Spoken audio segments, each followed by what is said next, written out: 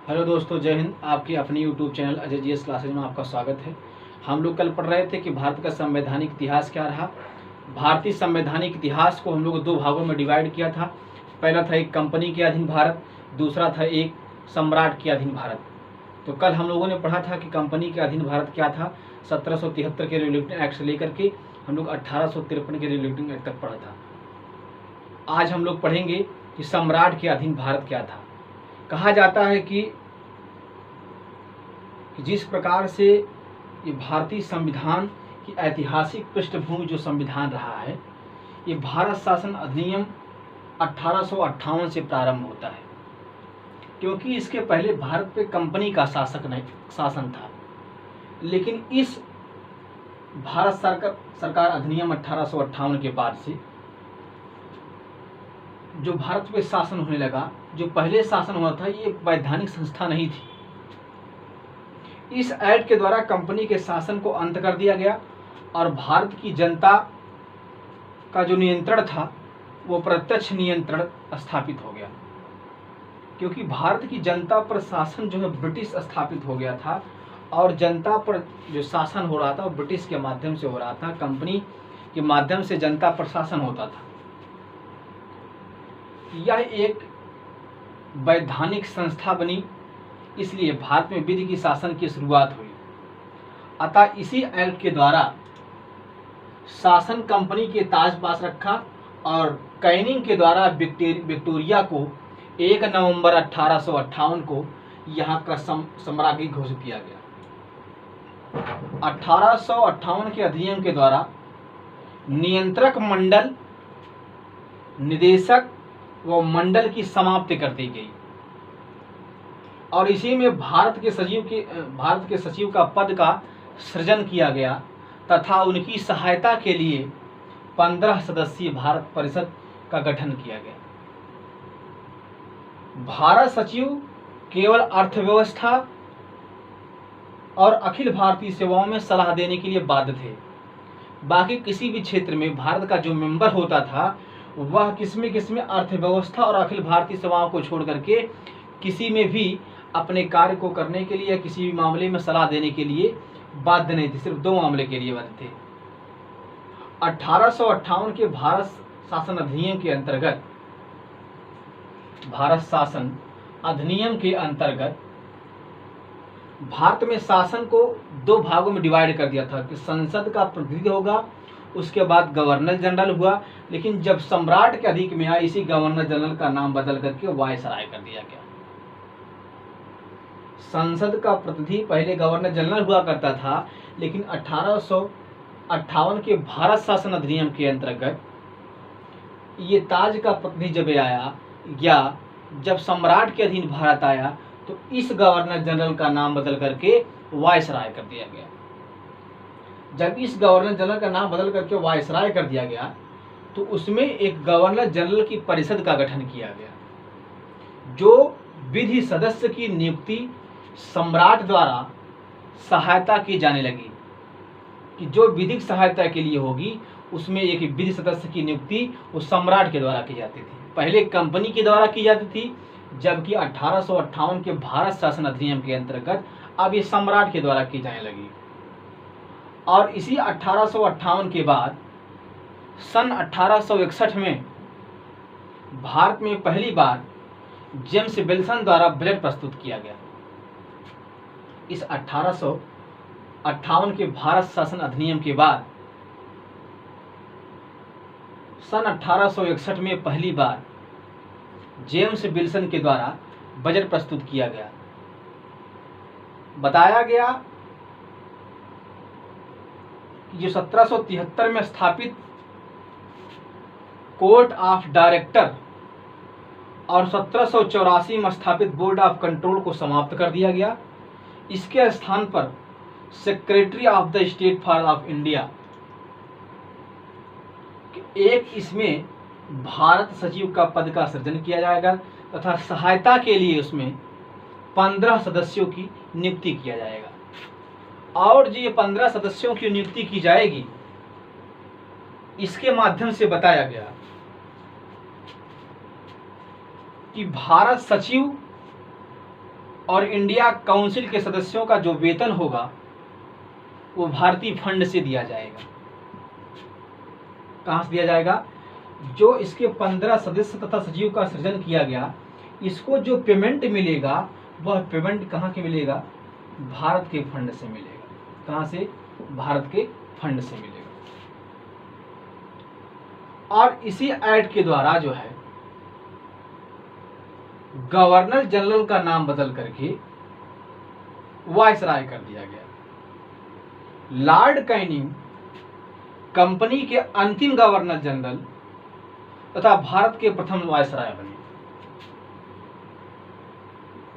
Lord Canning जो है, Lord Canning company के अंतिम गवर्नर जनरल, जबकि भारत के प्रथम वायसराय बने।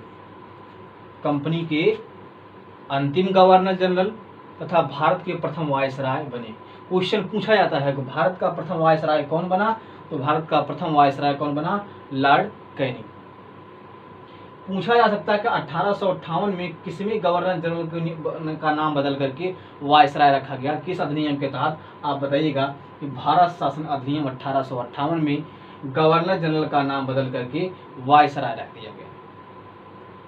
बताया गया कि 1 नवंबर 1858 को तत्कालीन वायसराय लॉर्ड कैनिंग ने महारानी एलिजा, महारानी जो विक्टोरिया रानी थी, घोषणा पत्र इलाहाबाद के मिंटो पार्क में सुनाया गया और इसमें निम्नलिखित 2 बातें कही गई कि भारत से कंपनी के शासन का अंत कर दिया जाएगा। 1 नवंबर 1858 को भारत के तत्कालीन वायसराय लॉर्ड कैनिंग ने महारानी विक्टोरिया का घोषणा पत्र इलाहाबाद के मिंटो पार्क में पढ़कर सुनाया। पूछा जाएगा घोषणा पत्र पर कहाँ पर सुनाया गया था? इलाहाबाद के मिंटो पार्क में पढ़कर सुनाया गया था। और इसमें निम्नलिखित 2 बातें की गई। पहली बात की गई कि भारत से कंपनी के शासन का अंत कर दिया गया है, और दूसरी बात बताई गई और जनता पर सम्राट का अप्रत्यक्ष नियंत्रण स्थापित हो जाएगा। पहले कंपनी के माध्यम से जनता पर शासन होता था, लेकिन जो है अब सम्राट का प्रत्यक्ष नियंत्रण स्थापित हो गया है। दूसरी बात कहा गया कि देशी रियासत के जो शासक थे कि धार्मिक मामलों में सरकार उसमें कोई हस्तक्षेप नहीं करेगा, जबकि पहले वाले एक्ट जो हम लोग पढ़ते थे धार्मिक मामलों में विभिन्न प्रकार के अंग्रेजों के द्वारा इसमें इंटरफेयर किया जाता, हस्तक्षेप किया जाता। लेकिन अब क्या किया गया कि भारत शासन अधिनियम 1858 के अंतर्गत इसमें देशी रियासत के शासकों के धार्मिक मामले में कोई भी व्यक्ति इसमें हस्तक्षेप नहीं करेगा। जब इस मामले में कोई हस्तक्षेप नहीं करेगा तो एक प्रकार से हर व्यक्ति अपने आप में कुछ रूप में स्वतंत्र हो जाएंगे। ध्यान रहे कि इसके पहले लॉर्ड डलहौजी ने 1853 में, कब? लॉर्ड डलहौजी ने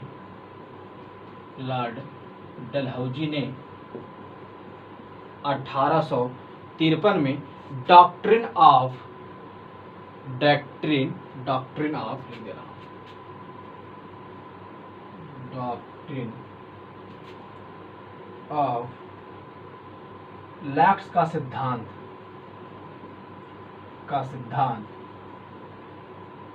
प्रतिपादित किया था, जिसके अंतर्गत गोद लेने की जो व्यवस्था था उस पर रोक लगा दिया गया,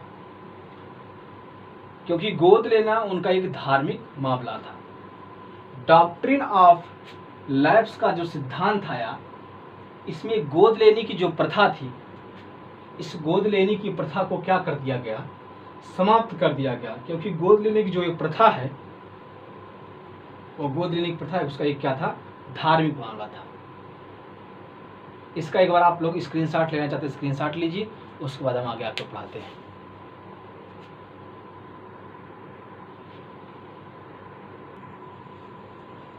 भारत शासन अधिनियम 1861 के अंतर्गत इसमें बताया गया कि जो भारत शासन अधिनियम 1861 का भारत शासन अधिनियम होगा, इसके द्वारा कि प्रशासन में भारतीयों की भागीदारी सुनिश्चित करने के लिए या विधि निर्माण के क्षेत्र में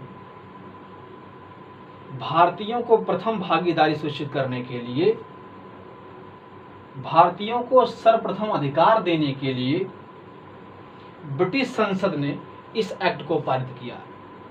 अर्थात भारतीयों को कुछ अधिकार जो है वह भारत शासन अधिनियम 1861 में भारतीयों को मिलने लगा। इसकी प्रमुख विशेषता यह थी कि वायसराय की कार्यकारिणी में सर्वप्रथम गैर सरकारी सदस्यों की नियुक्ति का प्रावधान किया गया।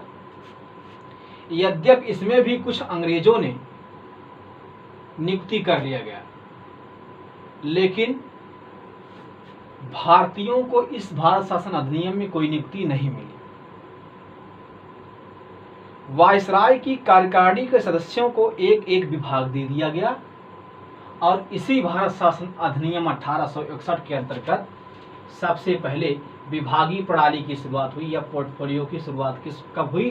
तो भारत शासन अधिनियम 1861 में। क्वेश्चन पूछा जाएगा कि पोर्टफोलियो या विभागीय प्रणाली की शुरुआत किस भारत शासन अधिनियम के अंतर्गत हुआ, तो आप बताइएगा कि भारत शासन अधिनियम 1861 के द्वारा पोर्टफोलियो का क्या हुआ? गठन हुआ।